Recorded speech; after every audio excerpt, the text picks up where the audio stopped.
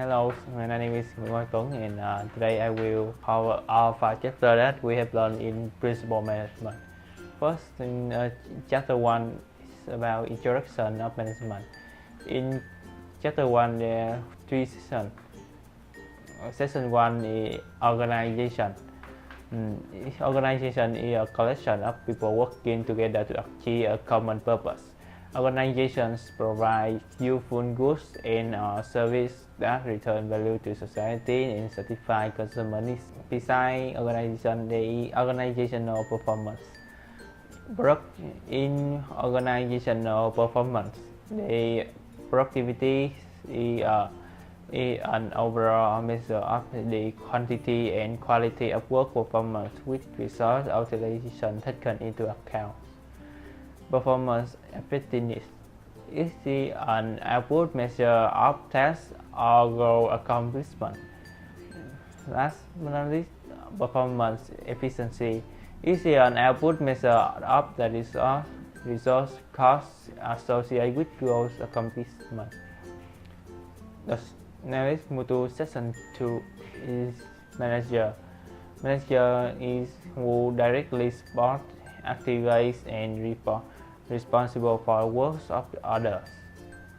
The people who manager help are the ones whose tasks represent the real work of the organization. Now let's move to management skill. In here we have technical skills and job-specific knowledge and techniques needed. And human skill is ability to work well with others individually or in a group. Conceptual skills are ability to think and to conceptualize about abstract and complex situations.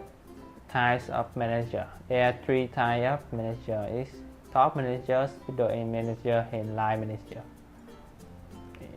Section 3 is the manager process. In here we learn about the functions of management. The function of management include planning is the process of setting objectives and determining what actions should be taken to accomplish them. Organizing is the process of assigning tasks, allocating resources, and coordinating work activities. Leading is the process of arousing people enthusiasm is to work hard and direct their efforts to achieve goals. Controlling is the process of measuring work performance and taking action into measure ensure desired results. Now let's move to chapter 2 is history of management. First is classical management approaches.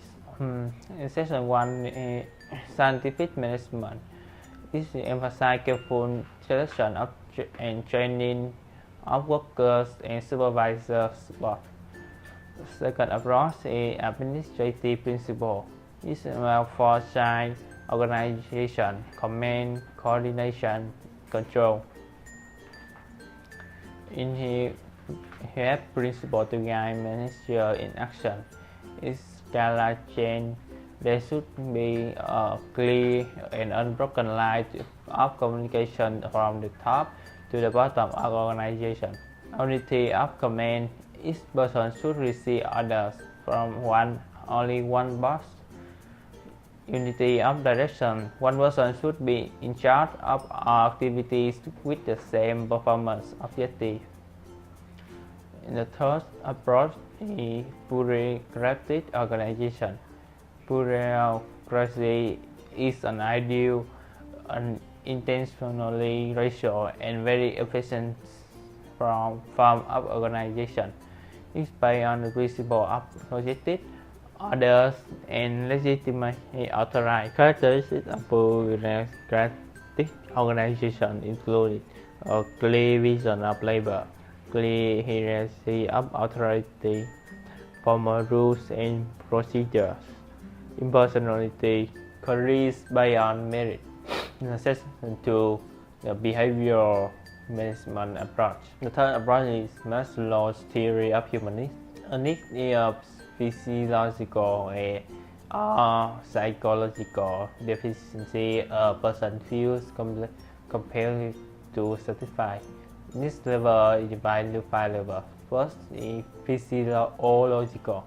Basic needs is food, water, physical well-being, safety, security, protection, and stability. Social is love and social relationship. The fourth is esteem is respect, recognition, self-actualization is use ability to dominate to society. For him, McGregor's theory X and Y. Theory X assumes that workers dislike work, lack of ambition, irresponsible, resist change, prefer to be left. Theory Y assumes that workers are willing to work, capable of self-control, willing to accept responsibility, imagination, and creativity, and also capable of self-direction. In section 3 is modern management foundation. In here we learn about evidence-based management is making management decisions on hard facts about what really works. Evidence-based positive human resource management practice is employment security, selective hiring, self-managing teams, high based on merit, training and development, reduce status distinction, share information. Now let's move to chapter 5. It's global management. Global management is managing in organizations with business interests in more than one country. Market entry strategies is involve the sale of goods or service to foreign markets, but do not require expensive investment. Culture and global diversity. First is silent language of culture. The context is low context culture emphasize communication via spoken or written words. It is used in United States, Canada, Germany.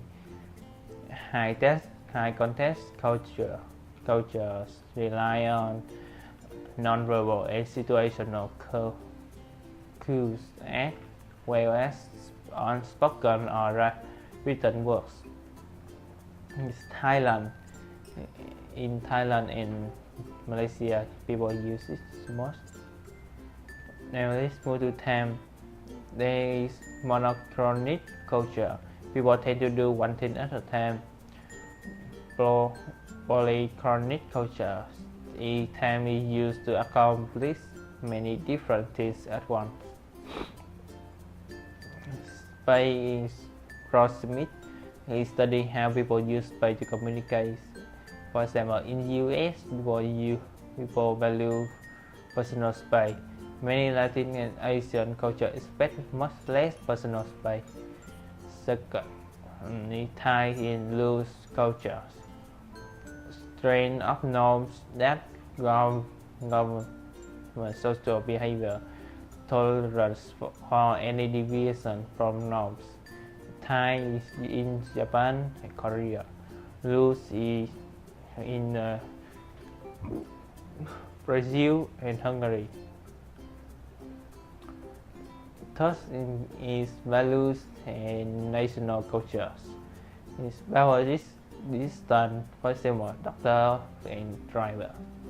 Uncertainty avoidance is degrees of tolerating risk. Individuals and collectivism. He about individual and group. Masculinity and femininity is male and female. The last thing is time orientation is short-term thinking and long-term thinking. That's all for chapter 5. Now let's move to chapter 8. Is planning process and techniques. Planning process has 5 steps. First step is define your objective. Second is determine where you stand vis-a-vis objectives. Thus, develop premise regarding future conditions for analyze alternatives in master plan. Fifth, implement the plan and evaluate the benefits of planning. He improve focus and flexibility, improve action and orientation, improves coordination and control, planning and time management. Types of plan: long range and short range plans, strategic and tactical plans. Strategic is focused on the organization as well as a whole or major component. Long-term plans. Tactical plans is also known as functional plans in business. Production plan, financial plan, facility plans, logistics plan, marketing plan, and R plan. Operation plans include guide behaviors and describe what needs to be done in short term to support strategic and tactical plans, including spending plans and single-use plans. Third is planning tools and techniques. First, forecasting, the process of predicting what will happen in the future. It includes quality forecasting and quantity forecasting. Contingency planning is identify alternative actions to take when things go wrong. It's a backup plan. Scenario planning is identifying alternative future scenarios and must plan to deal with it. Long-term is the long-term version of contingency planning. Benchmarking use external and internal comparison to plan for future improvements. Internal benchmarking is members and workers learn and improve by sharing practice. External benchmarking is learn from competitors or non-competitors alike. Staff planning is the staff with right skill and number of people involved in planning process. Now that's all for chapter 8. This is the last chapter, chapter 9. Chapter 9 is controlling process and systems. Importance of controlling. Controlling is the process of measuring performance and making sure things is acted out as intended. After action views is a systematic assessment of lessons learned and results accomplished in a completed project. Types of controls. First, feed-forward control. It ensures that direction and result arrive before the work begins. Take place before a work activity begins. Second, concurrent controls is steering controls. Focus on what happened during the work process and make sure things are being done according to the plan. Third, feedback controls. The test play after an action is complete. Focus on the quantity of end results. Internal and external control. Self-control occurs through self-discipline in fulfilling work, and personal responsibility. It consists of unlocking, allowing, and supporting it. Puerile control influence behavior to authority, policy, his procedures, job description, budget, and day-to-day supervision. Clan control influence behavior through norms and expectations set by the original concept. Market controls influence of market competition on the behaviors of organization and their members.